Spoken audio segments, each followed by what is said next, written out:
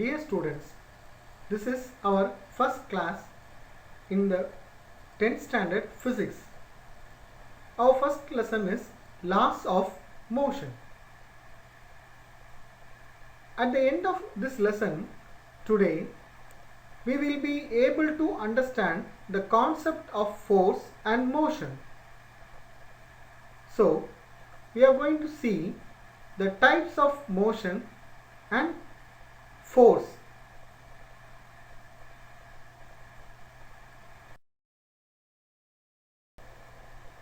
To understand the concept of force and motion, usually we, the human beings, are so curious about the things around us. Is it so? Things around us are related to one another. Some bodies are rest and some are in motion. Rest and motion are interrelated terms. Let's see what are the types of motion. First one is linear motion. Second one, circular motion. Third one is oscillatory motion.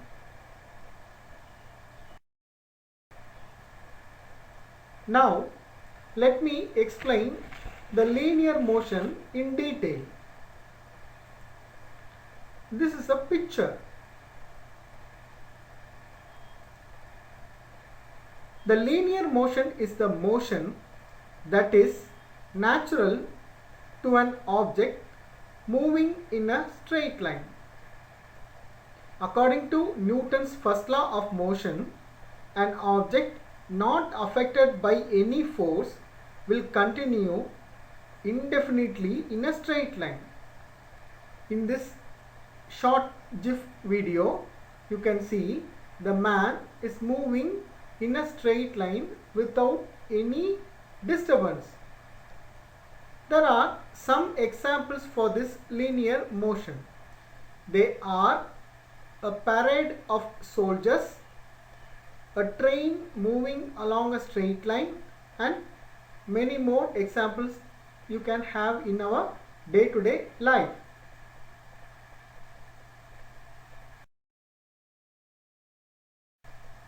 Next one is circular motion. The great example for circular motion is in this picture. Yes, it's the clock. So what do you mean by circular motion?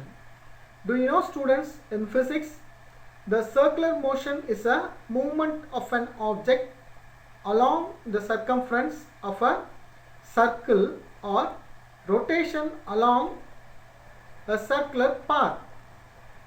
It can be uniform with constant angular rate of rotation and constant speed, or non-uniform with a changing rate of rotation.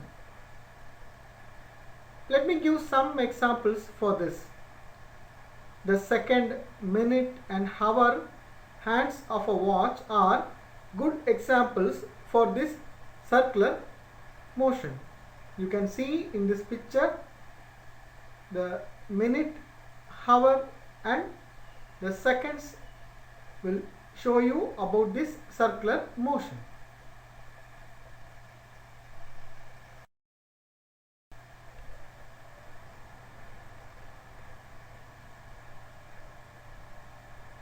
Next one, let's see about the oscillatory motion. Oscillatory motion is defined as the to and fro motion of an object from its mean position. The ideal condition is that the condition or object can be oscillatory motion forever in the absence of friction. But in the real world, it's not possible and the object has to settle into equilibrium at any way. Let me give some examples for this oscillatory motion. The vibration of strings of the musical instruments while playing a guitar the strings will retain its original position in very few seconds. Then movement of the fluid in a U-tube column, floating of ships or big vessels in the sea.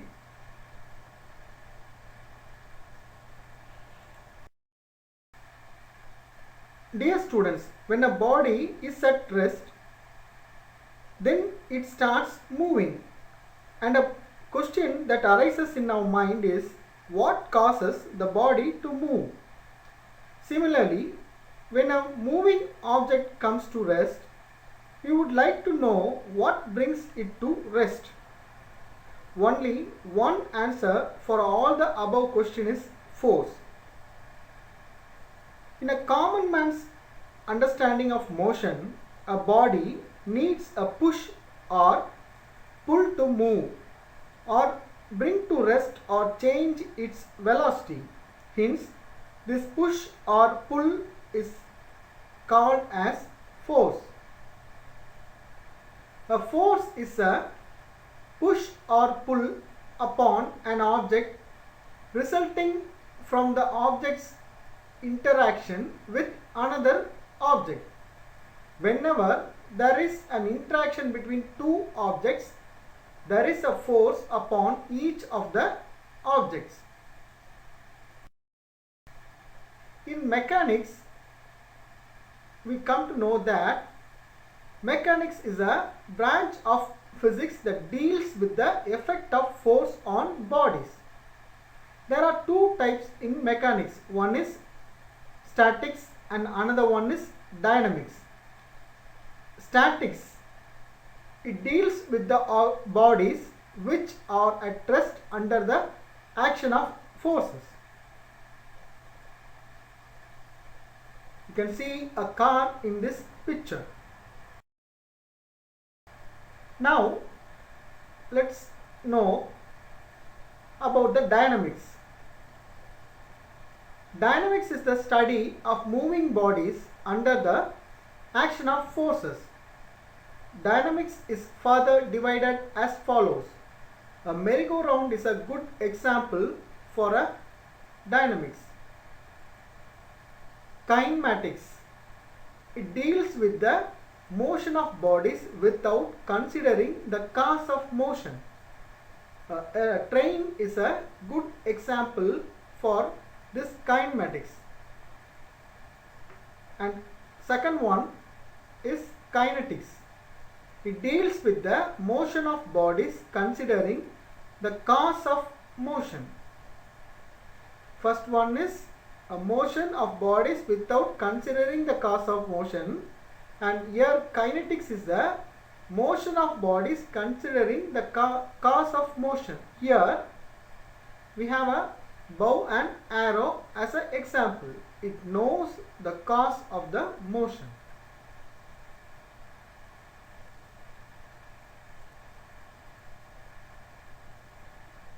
In the term force and motion, let's see some important notations by the great scientists.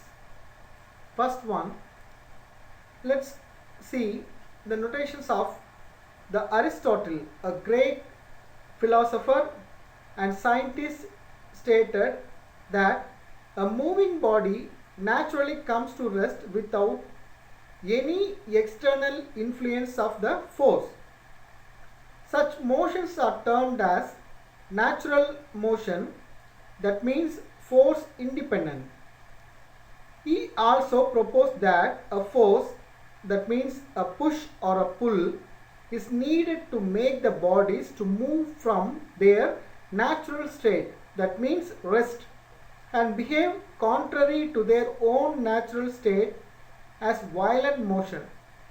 It's called the force dependent. Now the force independent is bodies are at rest, that was their natural state. Force dependent, the bodies which move from the natural state due to push or pull. Let's see another statement from a great man of physics. He is Galileo. He is an astronomer, physicist and engineer proposed some concept about the force, motion and inertia of bodies.